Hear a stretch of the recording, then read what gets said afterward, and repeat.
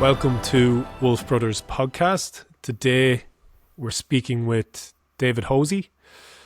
David is a good friend of mine and a former football manager of mine when I was playing with Seneschalstown back in the day. I don't play with them anymore, but David's also a great friend, and we were chatting and we thought it would be great to have him on the podcast to share some of his story.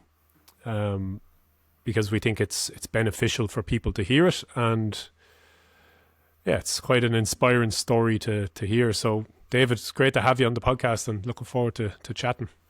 Yeah, been looking forward to it myself, Cormac. Thanks for having me.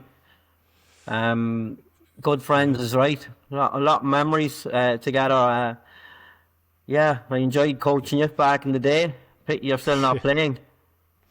I know. I'm in Mayo now, so I'm planning to play with the team here in Louisburg, so I'm getting back into the football now. But we had some great years with Seneschalstown there. I was playing with you first, and then you were managing me. So we had some great memories there.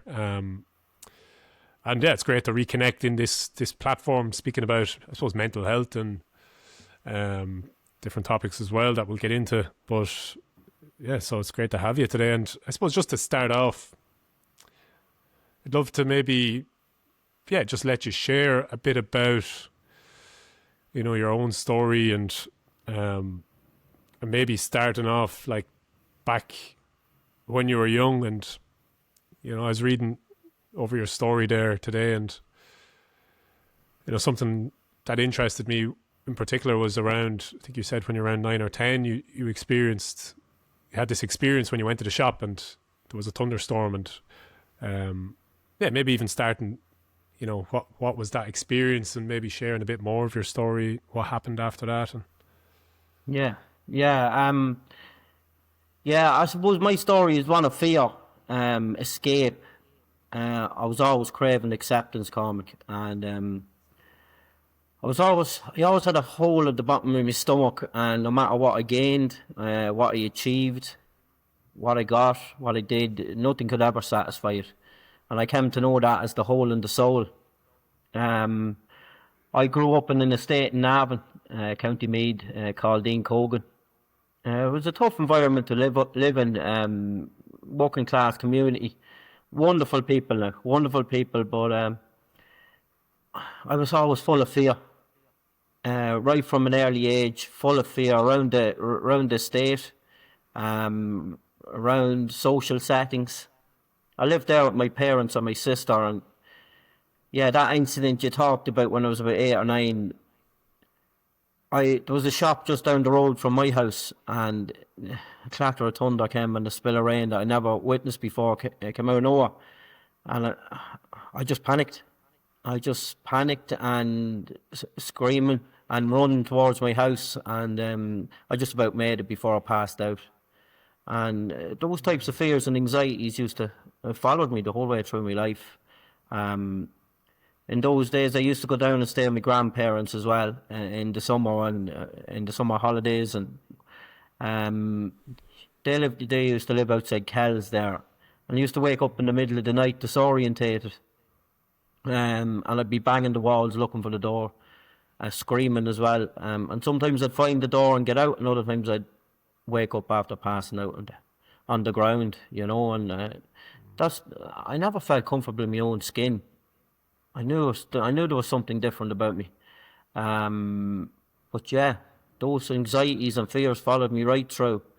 Afraid of all settings, to be honest with you, and I just wore masks through my life, and in different settings, Yeah, thanks for sharing that. And do you know what was causing that fear that was coming up, or is it something you still aren't sure where it came from? Or no, I don't know where that fear came from at an early age, and really don't.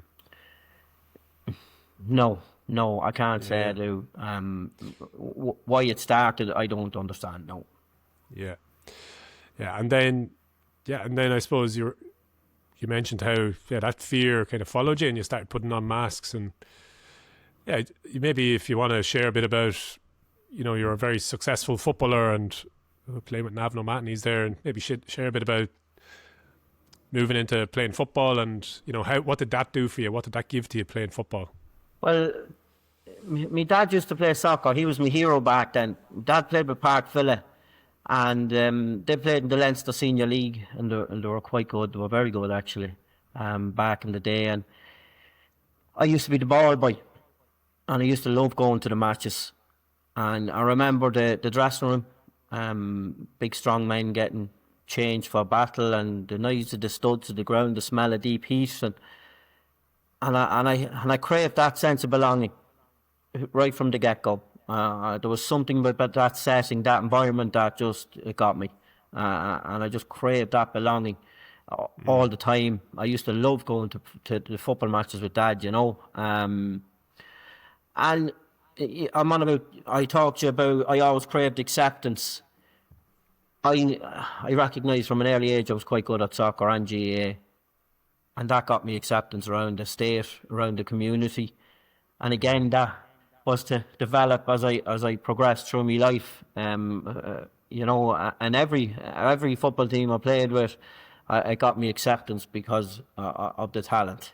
And I delved more and more into that as I progressed through my adolescence and adulthood. Unfortunately, I thought I was 12, but my mother told me I was 8. Dad got sick, and he was supposed to go and play one day with Park Villa, and he couldn't. He had a pain in his head, and progressively got worse through the day, and he decided to go up to Navan Hospital that Sunday night, and he was rushed to St Vincent's Hospital the next morning, where he contracted meningitis. He fell into a coma, and he was read his last rites. He was lucky to live, but the same man that I adored and loved never come back physically and mentally, and I think that had a profound effect on the family, not just me, the family going forward. And I think that was the catalyst for what was to unfold in my life over the next 30 years. Yeah. I started delving more. I started becoming a very angry young boy. I was angry with my father for leaving me, my mother she was the disciplinarian of the house. I was angry with God. I resented God for giving me the life he had. And this was all becoming internal.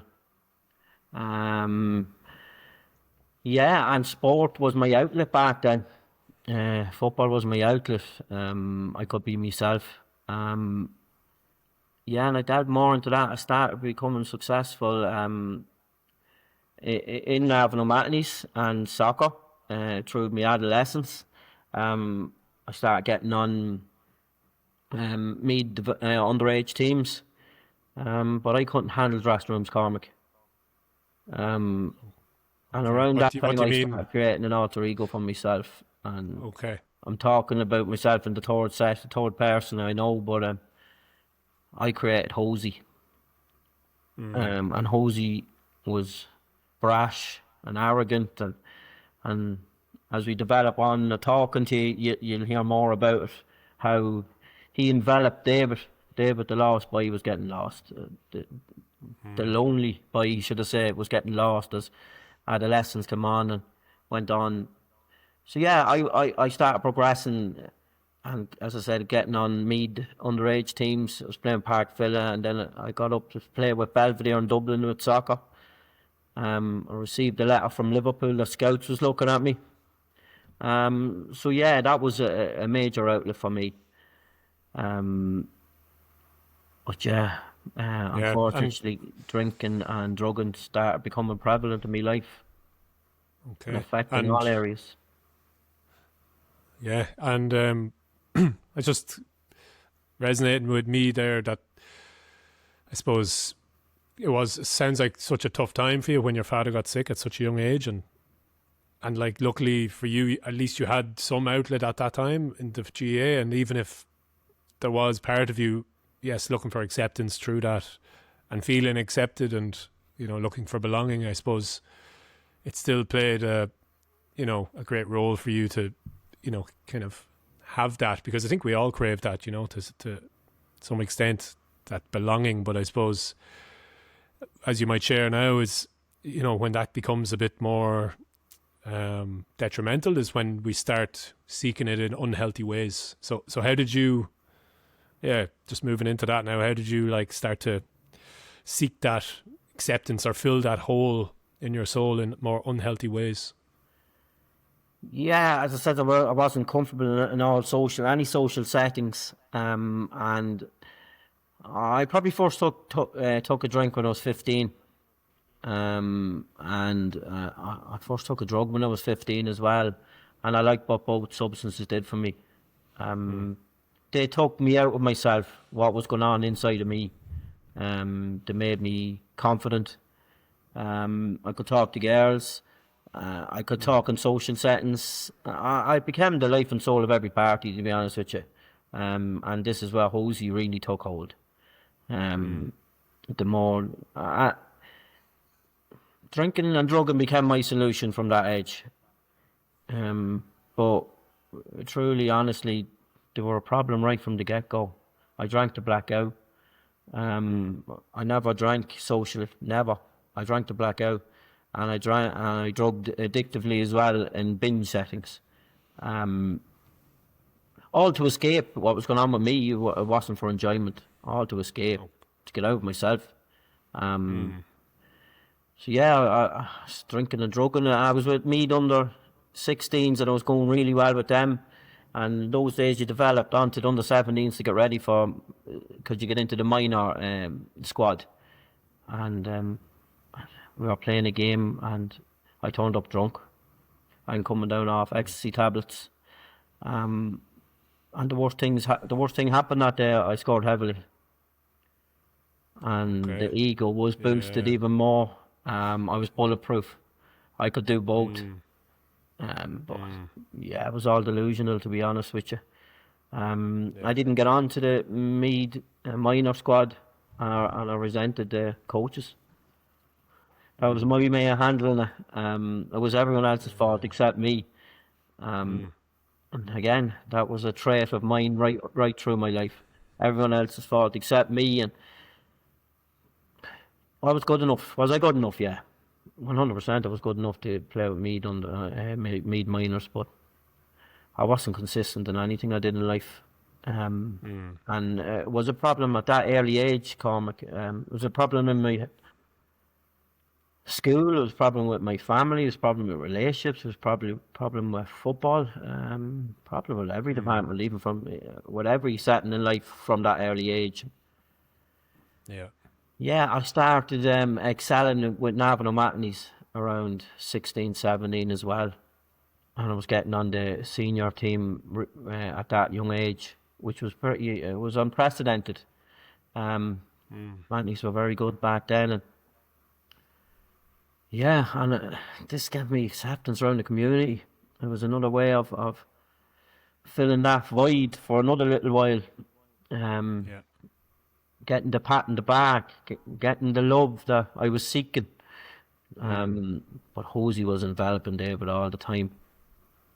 1997 went really well. I made my debut in 95.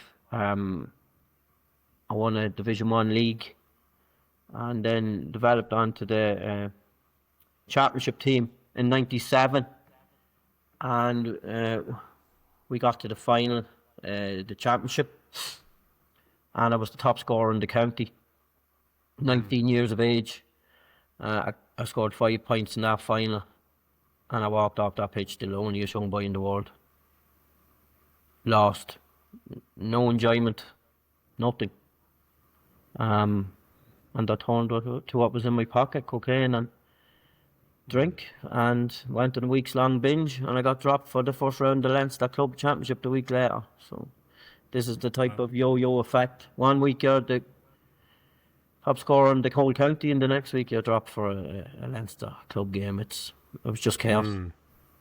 Wow, yeah, that's such a contrast there of that high, from winning, being the top scorer, and the championship, which is such a big thing, and then, as you said there, even at that peak moment, you still felt empty, and I think that's sometimes the scary part, because people think, when I achieve this goal or when I reach a certain point in my life, then I'll feel happy or accepted, and when you got to that point, you still felt empty at such a young age too. So I suppose that 19-year-old David is probably thinking, what's going to make me feel, accepted, or what's going to make me feel good. You probably didn't, did you, at the time, did you realize that's what you were looking for, or did you just, is this more looking back now you can understand it? Or at the time, were you thinking about this, I'm searching for this, or was it just a bit more unconscious?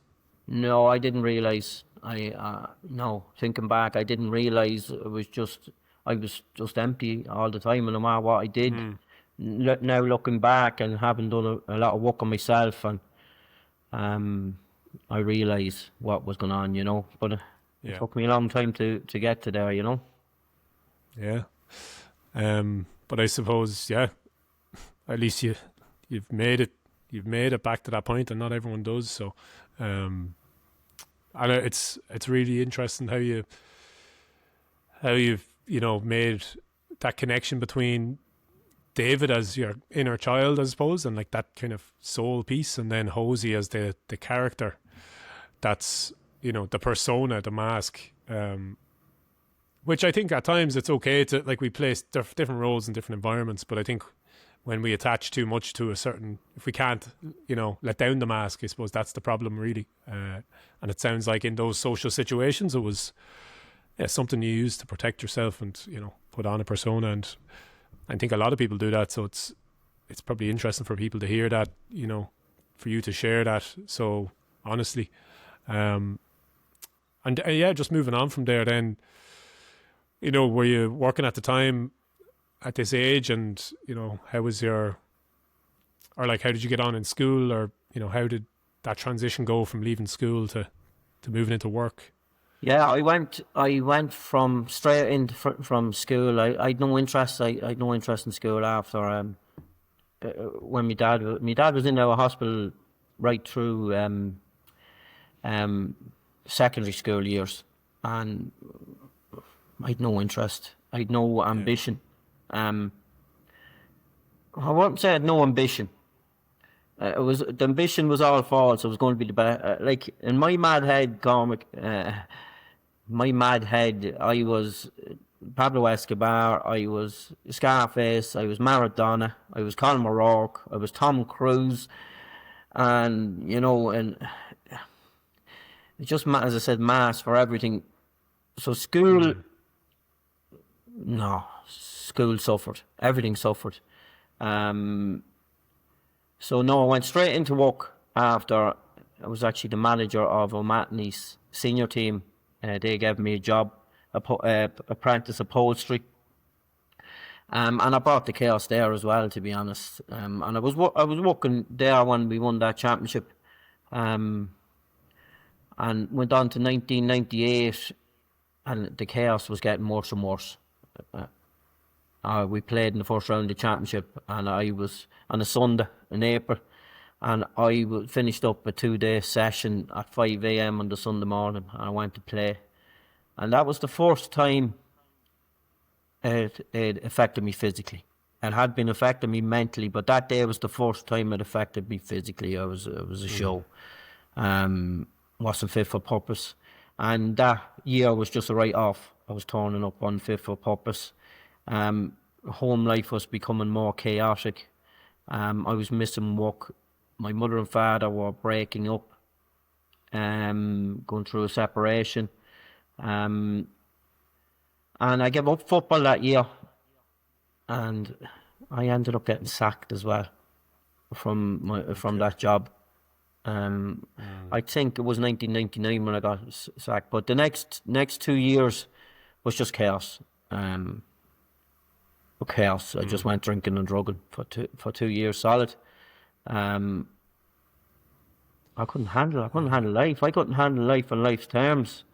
And it didn't work out on Hosie's terms. I was like the Tasmanian devil. I just carnage everywhere I went, and that carried on for the next 2 years. But the craving acceptance started calling at me again, and I needed a break from the drinking and drugging. No, I wouldn't say I took a break, but it calmed down a little bit. I decided to go back and try and play with Navan O'Mahony's. And I turned up in I think it was 2002 or 2001 or 2. Can't get the years, and I was 2 stone overweight for pre-season. Unrecognisable. Yeah, this is where it took me. I'd lost my job. I got another job in another furniture factory then. And the same, it was just a carousel of ups and downs and chaos. I worked my way back into the O'Mahony's team, Cormac. But I was never the same player as I was before. But I worked hard. I won't say I worked hard, and I got myself into a condition that I could still perform at club level. I was a reasonably good club footballer, to be honest. And yeah, we reached the intermediate final in 2003, and I was back in the team. Bit better consistency. I wouldn't say I'd stopped drinking and drugging now, but I wasn't as chaotic. But the week before the final, Hosie's insecurities came knocking, and Hosie put so much pressure on himself. He had to be the best at everything. And Stephen Bray was in the full forward line with me, and we were playing Carnaross, and Ollie Murphy was in the full forward line for Carnaross, and that just started playing havoc with my head. How am I going to be the best player on the pitch? And my way of dealing with that was block it out by going for a drink. And the Friday the week before the game, I went and had a pint, and 1 pint led to 2. 2 pints led to an ecstasy tablet. 3 pints led to a line of cocaine, and I was found on the Monday night in total blackout after 4 days of binging and drinking and drugging by a friend. I didn't go training that weekend. He brought me home, and I didn't go to work. Couldn't go to work that week. I didn't go training on the Tuesday. Went training on the Thursday just to show me face. I wasn't fit. I was in the horrors all week. Wasn't fit for purpose. And on the Saturday there was a kickabout, and there was rumours that I wasn't going to be starting. To be honest, I think I was actually okay with that. My head wasn't in a... I was spiritually, mentally and physically broken, but Hosie's persona wouldn't let him admit that. But this sometimes when you're trying to win a championship, Cormac, ethics and values go out the window, and I ended up starting that game. And there's a picture of me and my nephew before the game in Park Talton, and it's sad. It is really sad. I'm empty. There's you can see it you can see it through the photo. You can see it in my eyes. There's just emptiness in my eyes. There's nothing. You know, I should be enjoying that moment with my nephew. No.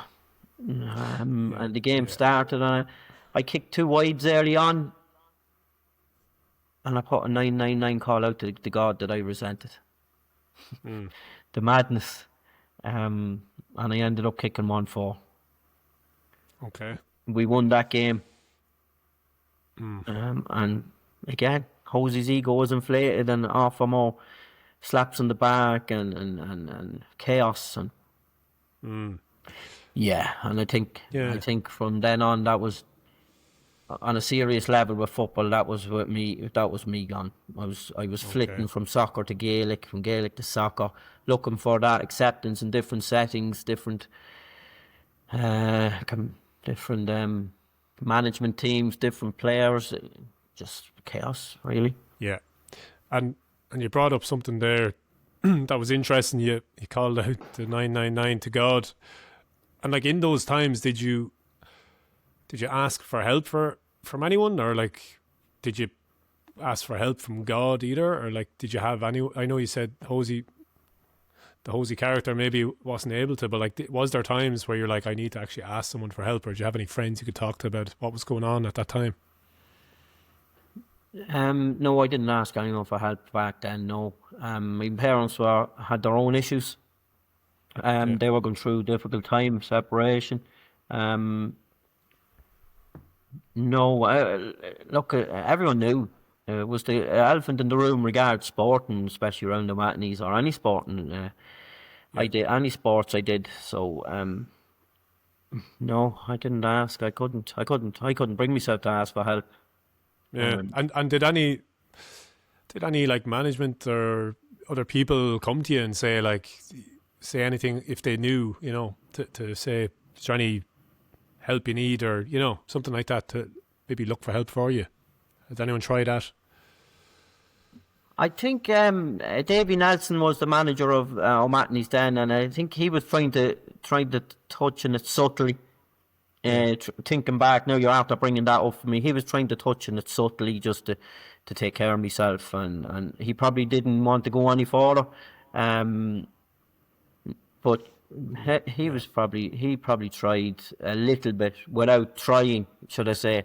It's just subtly trying to say it to me, but no. Yeah. I don't think that was the times back then. It was just get on with it.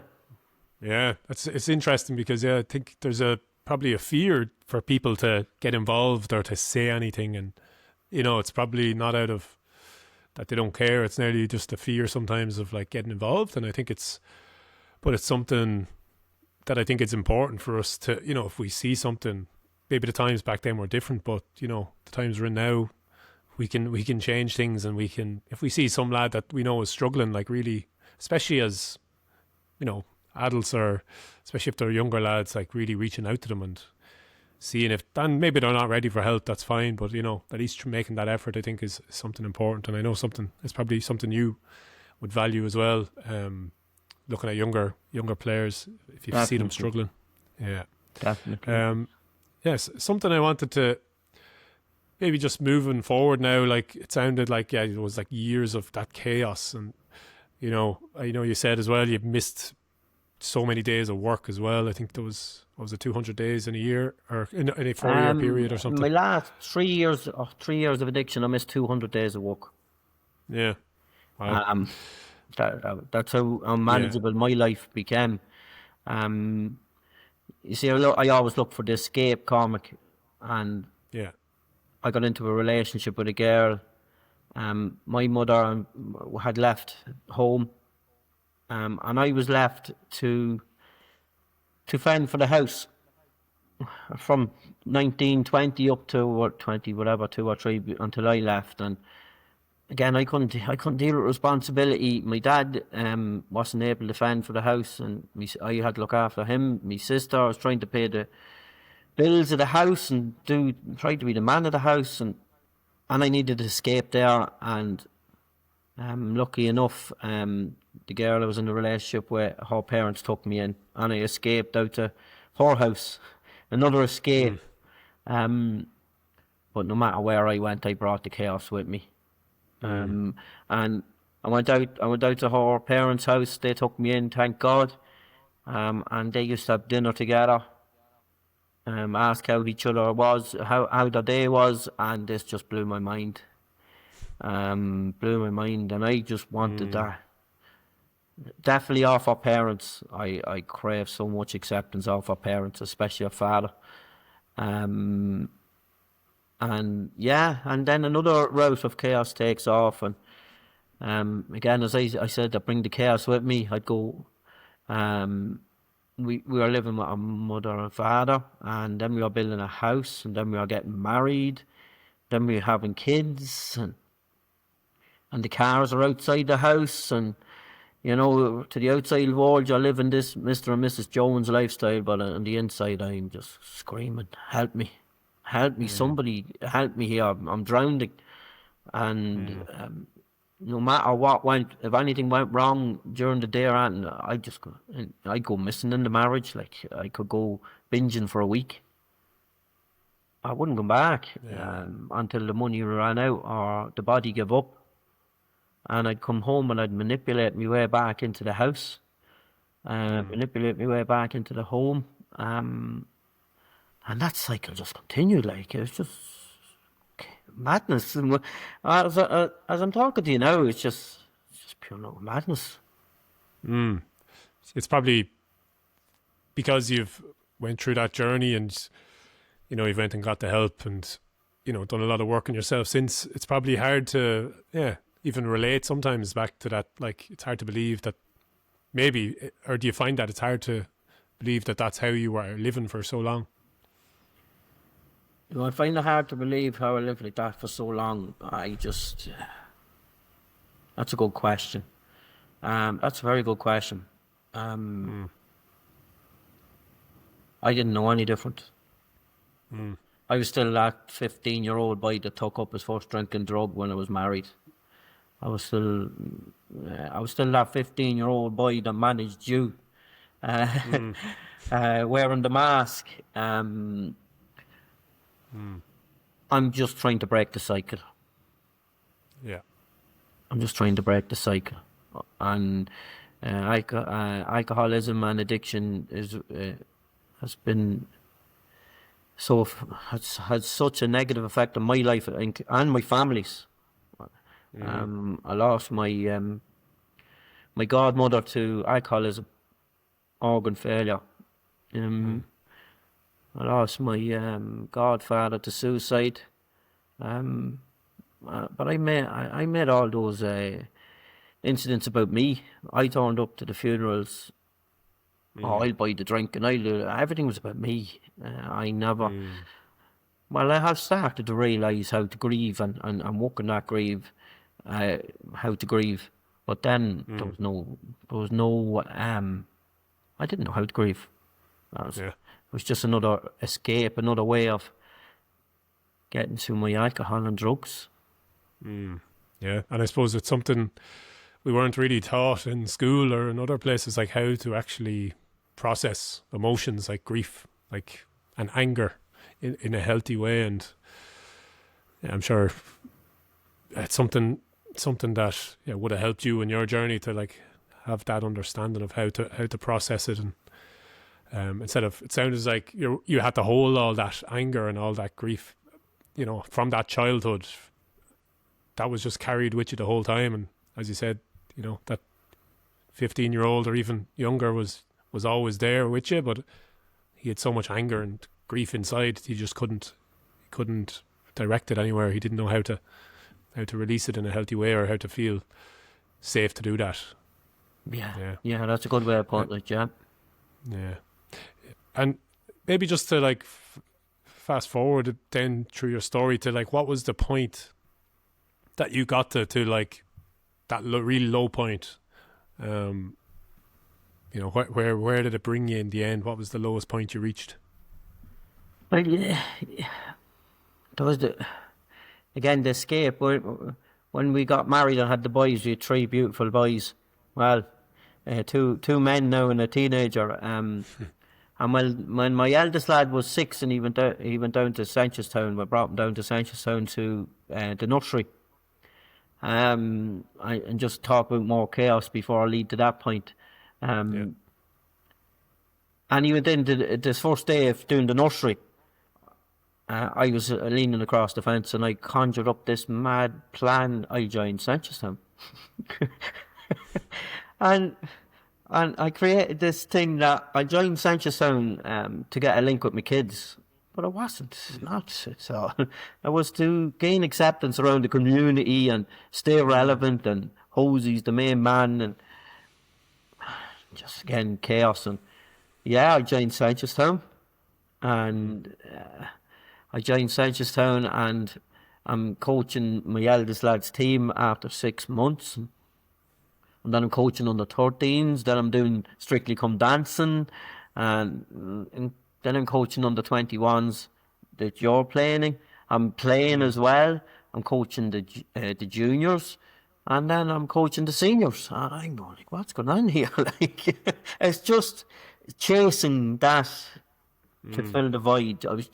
I was so fearful of all these things, but I'd faced those fears because I wanted the acceptance of people more so than the fear, if that makes sense, does it? Yeah, yeah. Makes sense. Let's come back to that under 21s, Cormac. Like I was preaching things to you guys, and I done a lot of reflection and all on why I coach and why I manage, and obviously in those days it was to gain acceptance and stay relevant and have my name out there, and Hosie's the main man in the community and all this, but I do know that the good person was in there at times. And I know I was preaching values and ethics to you guys, but I couldn't practice them. I was probably talking to myself at times, talking to David, and I could see myself in you guys, you know, that type of way. Yeah. And I always wanted well for you. I always like to see young lads progressing and doing well. And we had a good year with that under 21s, and we won the under 21 championship on that cold November night, 2013, was it? Probably would have been, yeah. Yeah. And that I went for a drink after it in Kentstown, and next minute I'm in the residence bar in a hotel in Navan, and I was found unconscious on Ludlow Street the next morning, -5 degrees. Jesus. And again, I'm preaching values and ethics to a group of under 21s 12 hours before that. Then I'm being found scraped up off the ground. Jesus, yeah. I didn't know that's what happened after that. But yeah, I think what you said there as well, it's funny, I still remember what you said in the dressing room. You used to say, hearts of fire, heads of ice. Yeah. I remember that. That always stuck with me. But I also, feel that you're right, that yes, there was some sort of mask there, and there was a bit of Hosie persona, but at the same time your heart was, you would wear your heart on your sleeve, and I could feel your heart, and that you cared about us, and that you were a good person. And myself and Teen, my good friend Teen, would often be like singing your praises, and not just of the management capabilities, or you were a great trainer and coach, but also because you were just you had a good heart. So thank you. Yeah, because sometimes we can maybe over focus on the negatives, and it's like we're complex creatures as humans, and it's there's part of us that's hiding, but there's the heart is still there and it shines through at the same time. Yes, most definitely. And I managed the seniors then. Again, craving acceptance. We were playing. Were you playing? I think we played Seneschalstown in the Fesh Cup semi-final.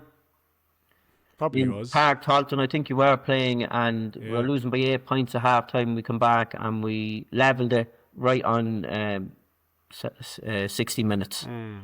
And they went down and got a goal from that kick out. But Colin O'Rourke was the manager of Seneschalstown that day, and Colin would have taught me and was a massive hero of mine back in the day. And during that game, all I did was keep looking up at Colin to see was he going to come down and tap me on the back and say, "Good man, you made it, well done." I was looking for the acceptance of him and trying to concentrate in the game, and he never come down. Why? And I drank and drugged and that. I resented him for a couple of days, and that's the madness. But eventually my marriage broke down. Cormac, I still went on, and I managed Bective, and I managed St Ultan's, and they started really catching up on me with St Ultan's, and Shane Clark coached with me right through, and we've had some difficult days now. In fairness, we had to deal with a lot with Bective, and the day over in the Fina. I seen you talking there a while back, and how that day in the Fina affected you. And me and Shane were young men as well, and we were trying to keep you guys together, and again, winging it.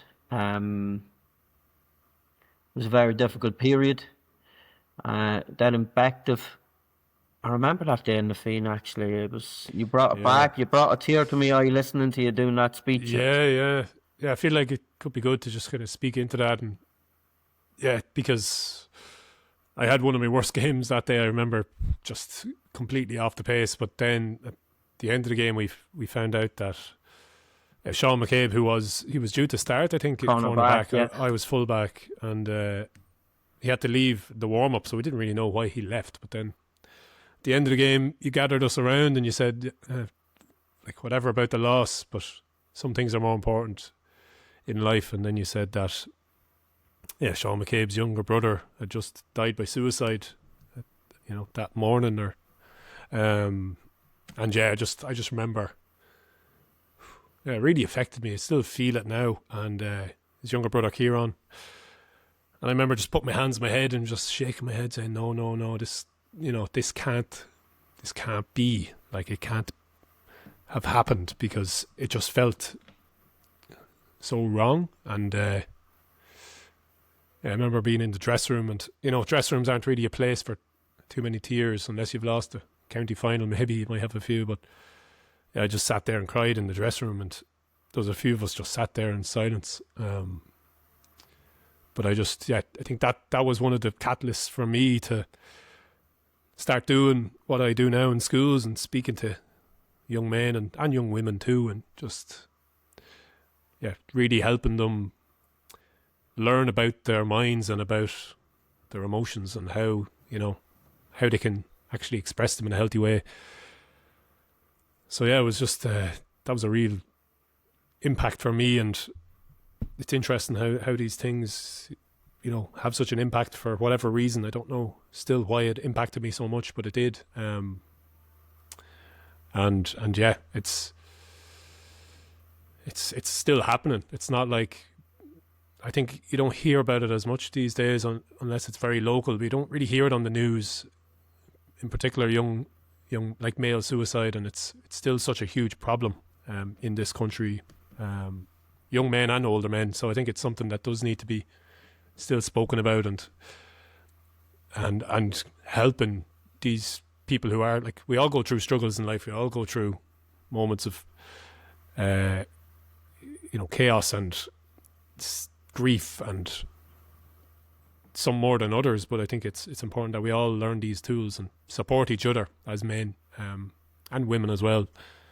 But I think for me, men's groups, and that has been a huge healing thing for me, and something I've seen many men benefit, just having that sense of connection and community and someone there to speak to when you need to. Yeah. And as I said, listening to you there a few weeks back, come up on my Instagram, and you brought me right back to that moment. And I don't really know how it would affect every individual. And me and Shane, we were still very young, and we're trying to keep you guys together. I think we played in the North, the friendly, a couple of weeks later, did we? I think we might play it, and I spoke just before that game. Again, it's winging it, really, isn't it? It's winging it. You don't know what to say. And again, as we went on to manage Bective, me and Shane, and there was a young lad there, Greg Hogg, and Greg was the clown of the dressing room, and would never take himself too seriously, and he was a great lad. I could see myself in him, and he was such a warm lad. And myself and Shane called him over, and he actually says, "Look, the lads love you for who you are. You don't need to be the dressing room clown." And he just started excelling. He really did. He became the junior captain, and they were meant to play. It was in May of that year, and they were meant to play a reserve game and it was called off because of rain, and he went for a run up the hill of Tara, and he never came back. Dropped dead up at the hill of Tara, and I remember getting the phone call. Jesus. And it shocked him to say, but we learned from the incident that happened with Seneschalstown, and we called the team together. That was a Thursday night. We called the team together, and we all met down at Bective Football Club, and we sat there for about 2 hours, and it was so poignant to just talking about Greg. Some laughs, cries, whatever emotions there was, and it was a great release for all of us. It was actually a great way. It was actually Jim Farrell, a friend of mine. He managed over in he played with Seneschalstown years ago, and he managed in Navan Martin and Loud, and the same thing happened then. And he gave me the idea to do that, and I have to say it was just such a poignant couple of hours. And these are the trials and tribulations that myself and Shane had to deal with as management. Never mind the football issues and trying to keep supporters happy. But yeah, life is not easy at times, is it? No, it's definitely not. But it sounds. I was getting emotional there listening to that story of Greg as well, and just the power of, again, as you said, just gathering the team together to sit there and speak and share, stories and speak about, Greg and honour him in that way. And, it's just such power in that, just coming together and sharing from a real place, from the heart. So thanks for sharing that, and yeah, it's something that I think it's good to speak about this, and I'm just imagining people listening who are involved in the GAA. Like, it's such a brilliant organisation in this country, and it really does bring people together. But sometimes there isn't that space to be real, to be yourself. I was a full back. Remember me? I was the shield. They called me in Seneschalstown because I was just this hard exterior, and I was a bit of a prick on the pitch at times. But if you actually knew me, I was pretty soft and gentle. So I knew that. We kind of have. I knew that. Yeah. Yeah, I knew you. I knew the real you. Yeah. It's sensitive soul, I suppose. But But yeah, I also... On the pitch, Cormac. Sorry? You weren't sensitive on the pitch. No, because there was no good to being sensitive on the pitch. I remember a match... it's actually great just reminiscing on these games, but I remember I was playing Simonstown, and it was in Seneschalstown. I remember Niall McCabe got I think he got hit by Conor Sheridan or something like that. And you called me over, you're like, Cormac, sort that out. I was just like, all right. So I knew what to do. So I made sure Conor Sheridan didn't do it again. But I went to school with Conor anyway, so I'm sure he'd get a laugh out of that. But I was called in when some lad needed to be sorted out. But yeah, like there was no room for softness on the football pitch or really in the dressing room. And I didn't, like, even when I go back playing with Louisburg now, I'll probably go back to the Shield rather than, because that's needed in that environment. Yeah, that environment. So I think it could be great to have a space where we let down the shields and the swords and we're open and take off the armour and be like, have a sharing circle in a designated space for that. Like we started doing men's circles in the woods years ago. It doesn't have to be in the woods, but like just having that space around a fire, just when it's a space to take off the armour and take off the masks, then you can be yourself and share what's going on, and that's where you build real connection. Yeah, that's where you build brotherhood, in my opinion, as well as on the pitch, around the fire, sitting in circles. So that's something maybe I would love to bring more of into the GA, into clubs in the future. But yeah, I'm just conscious of time. I'd love to kind of give you a chance to speak about that moment of... That moment, yeah. Yeah, at that moment that this Well, leading up to. as I said, my marriage broke down around 2019, and it suited me because I didn't want responsibility, and I was free to, go and drink and drug as I felt I could without any responsibility, and I went to live with my father, and he'd throw me out, and I went to live with my mother, and she'd throw me out.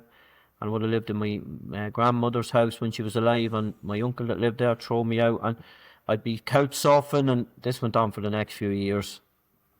And it was just getting worse and worse. I was catching up on as I said, I missed 200 days in my last 3 years of addiction. We were managing St Ultan's. I wasn't turning up to training. Shane was left to look after it. It was just everything was catching up on me, and it was caving in on top of me. And in January 2022, I was back living in my mother's. She lived in Bective. She lives in Bective, and I just had enough, Cormac. It just came in on top of me, and I took out 3 bottles of wine and started ingesting tablets. I had a lot of tablets, and I started ingesting the tablets and consuming the wine. I wanted it to end. I had enough pain. Drink and drugs had affected long gone. They weren't doing what I needed them to do. And I just had to end it. And I say lucky, but it wasn't luck. It wasn't meant to happen. I passed out before I could take all the tablets. And I was found unresponsive by my mother. And I was brought to Navan Hospital. And when I woke up the next morning, Cormac, the first words I heard, when I came through the next morning, the first words I heard was psychiatric ward. And Hosie's ego wouldn't let that happen. And I took the needle out and I practically ran out of that A&E. And for the next 6 months, my sole goal was to end my life by consuming drinking drugs. And I gave it a good go, I tell you. And every morning I'd wake up, I'd say, no, I have to do this again. It was just torture. And May of 2022, and it was a Thursday, and I was on a week's long binge of hardly sleeping, digesting drink, cocaine and tablets. And on the Thursday, I was in a pub in Navan, and 2 lads started fighting beside me over cocaine, and I don't know why that triggered me. I really don't. But I just broke down, and I says I'm going home to put myself over a rope.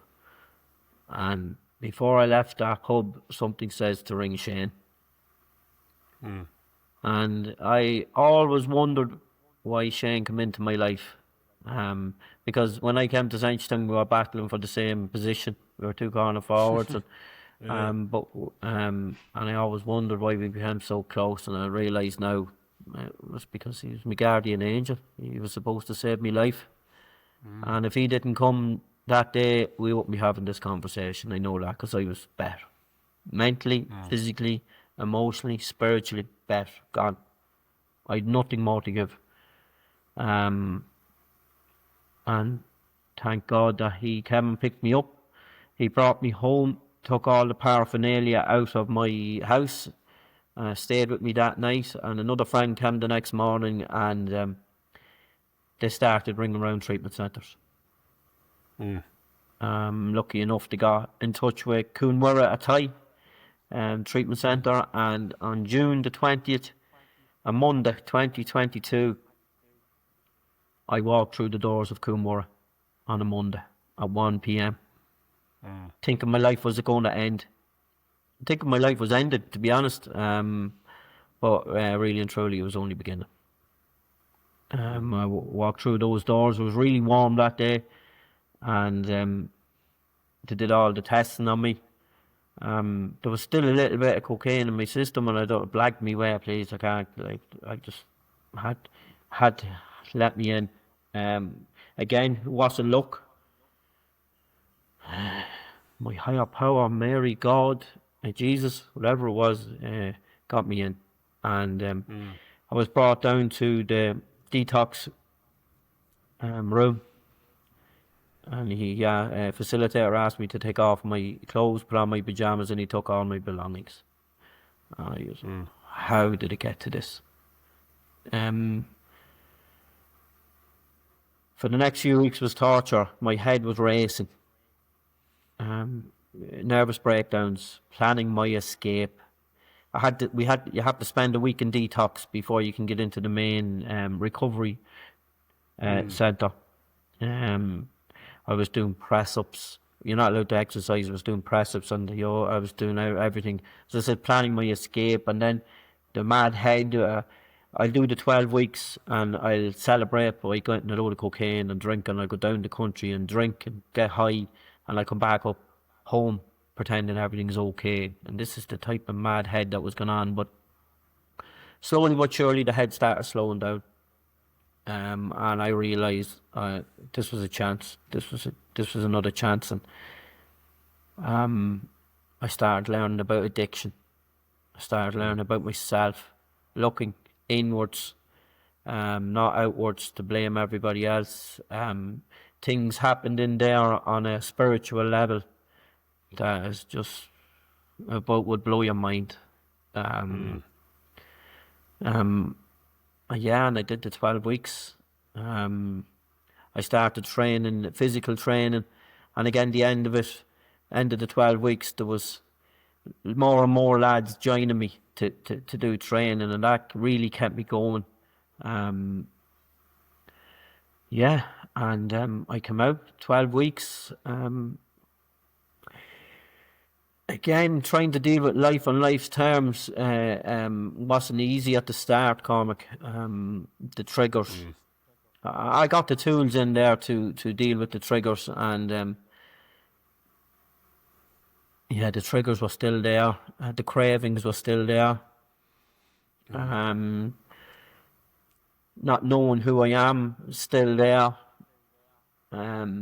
So I was dealing with a lot, emotionally and spiritually, mentally, and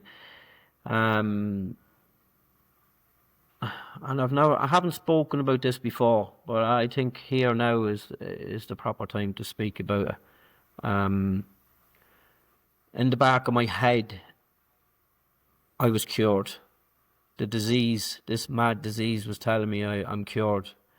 I'd be okay. I'd be grand. I'm cured now. I'll be able to drink and drug like a normal person. And that escape came again, Cormac. And I came out in September. And that January, I escaped to New York. And I knew what I was doing. And I took a drink. And one drink is all it took for me to cause chaos. 4 or 5 days in New York of total chaos. Blackouts, cocaine, nearly getting arrested, abusing people, suicidal thoughts. All it took was one drink. And I had my last drink on the 29th of January 2023. I wouldn't recommend it for anybody who's in recovery, but I said I'd say it today because that's my story. And that put the final nail in my coffin that I am going to be an alcoholic and a drug addict for my life. And I need to do the suggested things and work day in, day out and stay focused. Because I cannot drink. I'm allergic to alcohol. I'm allergic to drugs and narcotics. And January the 29th, 2023. So I'm coming up onto 3 years now in January, Cormac. That was that. As I said, I needed that to just put the final nail in the coffin. I wouldn't recommend it for anybody. But that's when I started my real recovery. When I came home, I got to work on myself. Did a lot of counselling. And recovery for me is a journey of self-discovery. I'm learning who I am every day, I couldn't look at myself in the mirror, Cormac. I was asked the other day, do I love myself? And it's an awkward question to answer. I certainly don't hate myself anymore. I can sit with myself. I'm very spiritual. I'm not religious, I'm spiritual. I have a higher power. I look to Mary, Jesus and God, and they guide me. And I know they've been with me all through my life. I just only realised since my recovery. And recovery is tough as well. You know, you feel the feelings. I'm okay. We talked about feelings and those settings now. I'm okay feeling the feelings, and I live by the thing, this too shall pass. Are you feeling bad? Are you feeling anxious? This too shall pass. Are you feeling on top of the world? Are you getting too big for your boots? This too shall pass. In a grounding way as well. No arrogance with me anymore. And yes, Hosie's still there, but he's gone at the same time. I'm David Hosie now. I'm David. I haven't missed a day's work since I come out of treatment, which that's massive. Going from 200 days in the last 3. My relationships with my kids are good. I'm in a relationship now. I found a special person, and I don't look to what I can get out of her or what I can take. I look to what I can bring. And that's what I look to now in every setting. What can I bring to the party? Not what could I take. Just on the spiritual end of things, Cormac, I was having a bad day in August 2023, the bank holiday weekend. I was having a bad... so I was being triggered all weekend, and my demons were coming at me. And this was the power of my spirit, of spirituality and a higher power for me. And all day I went for a walk, and I was texting my sister, the demons are at me, and I was ringing my mother, the demons are at me. Hosie's coming out, the world is going to see Hosie. And I just wanted to drink and drug. I just couldn't, it was getting the better of me. And I grabbed my keys, and I went to walk out the door, and my phone went off. And I got a text message from a lad that was in treatment with me who lives in Belfast. And I hadn't spoke to him in 3 months. And the text message was, something told me to send you this. And there was a picture of a demon whispering in one ear and an angel whispering in another. And I just went, wow. I went back in and sat down. 10 minutes later, my middle son came through the door, and he says, Dad, something told me to come over and stay with you tonight. Wow. And we looked at a movie, and this too shall pass. It passed. And yeah, and miracles happen every day. Miracles happen. I don't know why I said that there now, but something I was compelled to say it. Something told you to. Yeah. Yeah. But it's powerful, amazing. Yeah, to have that spiritual connection. I think I'm quite spiritual as well. I wouldn't be religious, but I have a deep belief, and more so from my own experience, not from just taking something for granted. It's been, you know, like yourself, having those experiences where you're like, now I see, you know, the higher power at work, or I see, you know, there's something else at work rather than just our own ego selves. I think it's mad to think that humans would be controlling everything. It's like, obviously there's something else out there, but yeah, it's two amazing kind of experiences that obviously something was compelling in your friend and your son to you know, to be there to help you in that moment. And it's like those demons, as you said, like it's good to know that they're not necessarily gone and vanished, but you have to be aware and that those temptations might come back at certain times, and it's making sure that we have people to lean on when we need to, and we have, tools that we can use, because it's not always a straightforward path, to recovery. It's up and down too. So it's and that self-discovery piece, sometimes you have to go into as you shared, you have to go into the hard emotions, and that's not easy either. It's not for the faint of heart. But I think when your motivation is strong enough, and you can, achieve anything, and you can go through that healing process that's often so difficult for so many. And I suppose from what you shared as well, like your ability to sit with yourself now, like there's so many people that I see every day, like I'm doing wellbeing workshops as my job, and trying to teach people to sit with themselves. And there's lots of people who aren't drug addicts or alcoholics, but they're addicted to something, and they're addicted to possibly work, or even exercise sometimes. And but it all stems from the fact that we're running from something, or we can't sit with ourselves. So it's sometimes we can't always choose the path we get to walk, but at least you've made it to the point now where you're able to sit with yourself. And I also loved how you said your perspective on life has changed from what can I take to what can I give. And I think that's going to really serve you moving forward, because it seems like you want to give by sharing your story, and you want to give by helping others, from what you've learned. And I think that's the path to probably a more fulfilling life, and a life of service. Yes, I've done a few talks in GA clubs. I talked on the Meath County Council there, but definitely would be passionate about. We talked about it. The GA is a great organisation. I talked about this before, that give a sense of belonging to so many people. But are we doing enough at grassroots level to educate kids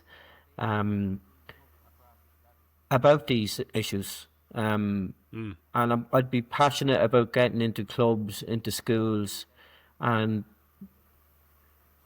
showing and telling kids about the raw facts and the dangers. And I know the GA do healthy clubs and this type of thing, but is the raw emotion there of a person's story that can resonate with these kids in schools, in GA clubs? And I still think it's the elephant in the room, Cormac, to be honest. I know like 90% of GA players don't make it to inter-county level. That's probably a higher, might be 95%. There's so many clubs around the country. And what is the protocol, or who's there to help them? Could we make a link? Can the GA make a link to treatment centres and have a place where a club player is in trouble and can make a phone call and someone's there to help him? I know the GPA will help the inter-county player, but who helps the club player? And I'd be passionate about that, giving back. That end of things. I think schools as well, it can be targeted. Listen, I'm no expert in this. I'm just passionate about trying to help, and I wasn't afforded the opportunity to listen to anybody like me. So I don't see any harm I could do. Yeah, I think you're right though about the stories, and like same in schools. Sometimes you see certain wellbeing programs, but like they might lack that ability to connect with students, and that's something at Wolf Academy we really prioritize, is connecting with them and that's through stories, because you're showing a piece of yourself and you're being real with them, and you're not trying to tell them, oh, do this and you'll feel better. It's actually like, well, this is this is real and this is what can happen in life, and these are some of the challenges I faced, and the power of stories is people pick up different lessons depending on where they're at in their life, so they might resonate with a different part to someone else. So it's great to hear that you want to do that. And I remember it took us a while to get this podcast going. When you reached out first, it was it's probably over a year ago now, but just trust the timing is right now. But I think when I heard you were starting to go around and do your talk and speak in GA clubs and schools as well, I'm sure you'll do many of them. I think it's great to hear that, and it always inspires me when other people want to share and help other young people, I suppose, especially. And I think just on the other point there that he said, because I actually had this conversation during the week with someone about the GA, and there was like, there's loads of money in the GA, but not so much in the clubs, and it's the clubs that you want to, it's not just the county teams that we need to be working with, it is the clubs. That's where most of the people are. So who knows what the future will hold. Maybe there's things we can do in the future with that, but it's definitely something that has to be prioritised, in my opinion, as well. But thank you, David, for it's funny because I'm used to calling you Hosie from playing with you and training with you, but it's been great to chat to you about your story today, and I'm sure many people will take a lot from it. Is there anything else you wanted to share before we kind of wrap up? Is there anything you have coming up or anything you wanted to share? No, just if there is people in trouble out there, to know that there's always help. I didn't want to live anymore. As I said earlier on, I was spiritually, mentally, physically broken, and one phone call changed the trajectory of my life, the direction of my life. And as I said, there's balance in my life now. It's not up and down. I'm consistent. I'm back managing. I'm back managing Seneschalstown and seniors. And do you know what, Cormac? It's liberating because I'm not interested in CVs. I win every night I get down to get involved with those lads. That's my winning. And you talked about it earlier on, the environment. We try to create an environment, us as our management team try and create an environment where those lads can be themselves. They can be vulnerable, happy, sad, and they definitely know they have a manager there who has been through a lot, and they can confide in me anything. So I'm winning every day. If we could go on and win a trophy, that's a bonus. But once the lads enjoy the journey, there'll be ups and downs, and I'm happy enough with that. Life isn't about survival anymore for me, Cormac. It's about enjoying the passage of time. Yeah, beautiful. That was great. It feels like a real full circle in some ways that you're back managing the senior team in Seneschalstown, and I'm sure you'll do an amazing job. Thank you. And it's great to hear. Yeah, it's great to hear that you're going to be there for them, to allow them to be themselves, and I'm sure they'll feel that. So yeah, fair play. And maybe I might get down at some point to do something with you for the lads. 100%. Yeah, I'm trying to get Sean back playing. Oh, best of luck with that. Yeah. He'd be off in Thailand kickboxing or something. Yeah, he's over in Thailand. Yeah. But you never know.